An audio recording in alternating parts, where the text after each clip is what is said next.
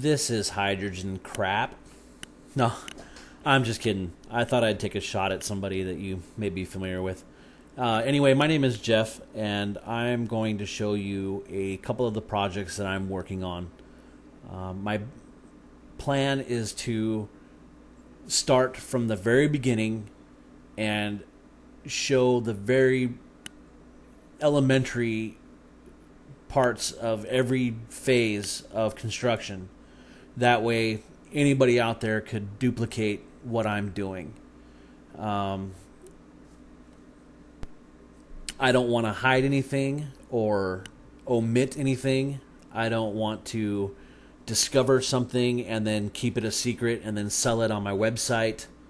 I want to make this an open forum, basically, that anyone can come and see what's going on and then duplicate it, improve it, and maybe even send me some emails back on improvements that I can make to my own stuff. That'd be great. The first thing I'm going to show you is my water fuel cell. There's a picture of it there. And its general construction is just basically made out of 5-inch acrylic tube with PVC fittings on either end. There's a galvanized piece of tube coming out of the top that goes to a pressure gauge, which then goes to a shutoff valve. The pressure gauge right now is reading about 2 pounds per square inch, which you'll be able to see here in just a minute. And now I'll show you, I just have a 12-volt battery charger. Simple enough. Comes up, has a positive and negative lead there that is connected into my pulsing and frequency circuit. There you see in the black box. Has an input and an output. A little on-off switch there. When you turn it on, the green light comes on. I'll give you a little closer look into there. What you see here is a bank of dip switches. The first 3 switches determine the capacitors that you're selecting. The 4th dip switch turns on the second set of frequency, and the first 3 dip switches on the second bank decide the capacitors for that frequency.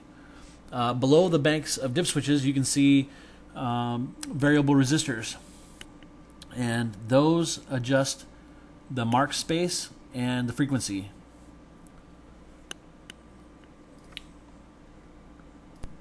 Here's a look at the meter. You can see that it is 750 milliamps roughly, DC. It's wired in line on the positive side. You can also see that there's not very much production. This cell is very young. It hasn't been conditioned yet. We're in the conditioning process. I'm also missing a part of this circuit, which I'm working on now, which is the voltage intensifier circuit.